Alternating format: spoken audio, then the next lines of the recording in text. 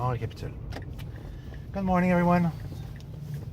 It's January 4th, 2017, 12 p.m. I'm heading to work right now. This is, I lost track of how many parts I told so far. I think this is part 4 or 5, my time travel review. How does one accomplish time travel? Well, a lot of people ask me in the past, how can I time travel if I don't have the electronic skill and technical skill to build a machine? Well, back in the 80s, there was a movie with Christopher Reeve, and the guy used transcendental out-of-body experience to project himself in the past. And there was a little bit of science fiction in that movie, but the mental projection in the past was feasible. It is, I don't know by which mean you would achieve that, how many years of practice you would need to do. It wouldn't be, one thing's for sure, it wouldn't be from now to tomorrow. It would be years and years of experience and experimenting until you can actually achieve time travel in your physical past. I mean, you would project yourself into your past self via mind transfer, temporal mind transfer, and that would be feasible somewhat, but I mean, it would be, like I say, many years of practicing experience. I think you would probably reach within your 50s before you can achieve that single state of mind. For me, it took me 10 years of my life to achieve my first out-of-the-body experiment, astral projection. It took me 10 years of my life to practice that and achieve that, until at one point it became so easily I could just do it at will. But it took me 10 years to achieve that.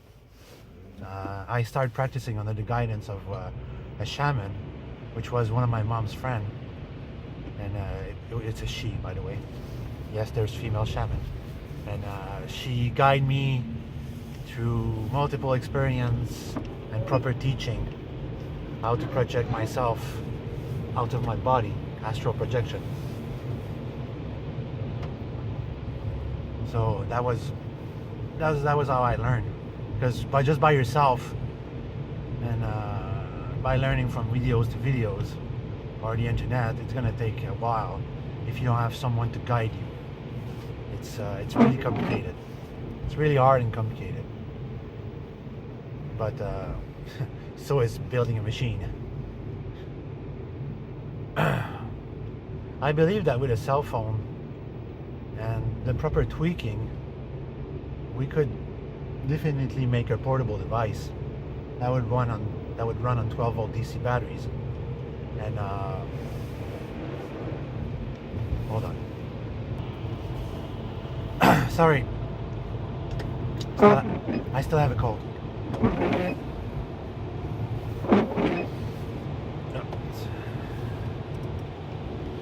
Time to warm up the car.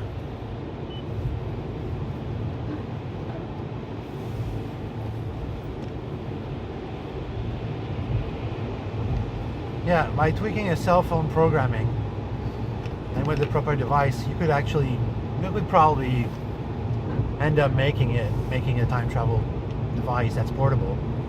And I think that the maximum you could achieve would probably less than a year of travel back in time or future, because you would not have enough power.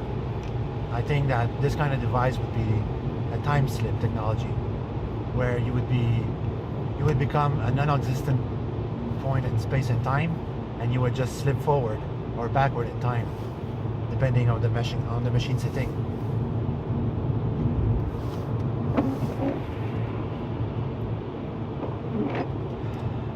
So I'm planning to go back to doing all these things, doing my research. Like, my research is done. I don't fucking need to do any more research. What I need now is money to do the project, and that's right now is unachievable. I just don't have the funds or a place to do this kind of work. it would be very complicated and expensive for me to find a place to do these kind of work. I do have my basement where I can do some technical work, but I mean it's a cramped space and it's not comfortable to work in. You can't do much. I cannot make noise, or I cannot do a lot of work that I would wish I could do.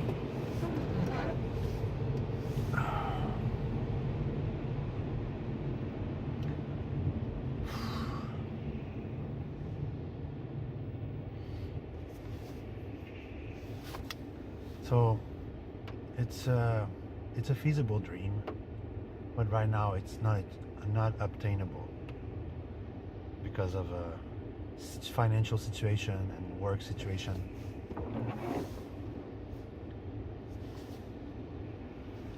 I don't know who would want to fund me, who would be crazy enough to fund me.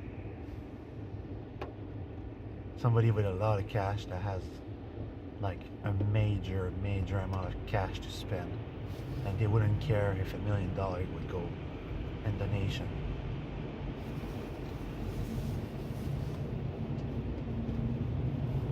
But I think that right now that's the least of concern for many people.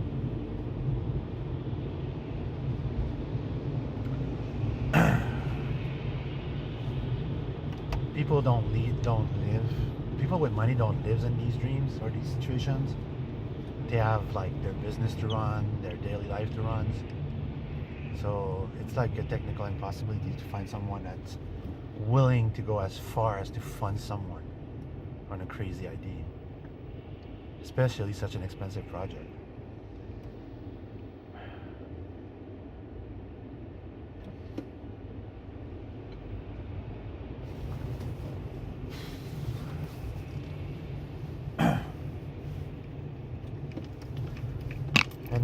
In my mind, I'm still trying to fight depression,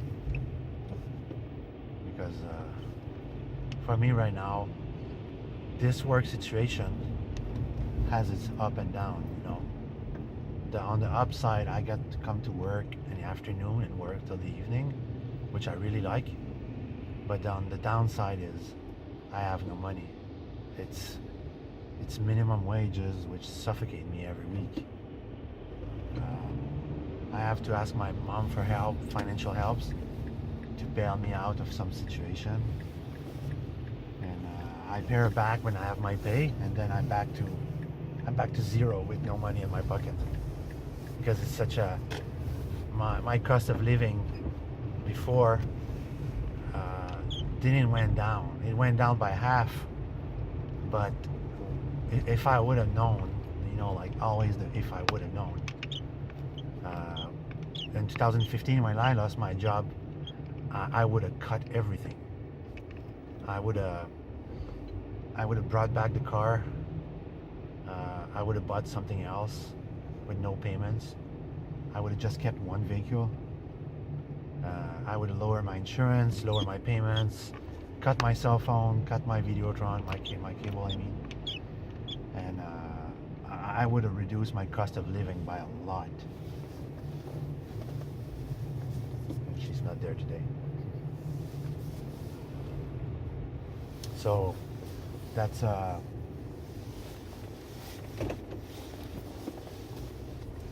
something I didn't do. I went as internet friends once, say like, that's a problem for future François. Well, I'm future François right now, and it's a real problem right now. It's really an annoying problem. I have to square my payment every month, even though I barely make enough to pay for everything. And thank God I resolved like a lot of problems with my wife, and we get along better now. And my wife is truly all I have in this world. She didn't want to give up on me, and she truly loved me. And that's when you see a devotion, when your life partner is truly devoted to you. And I spent a holiday with my wife, which made her very happy.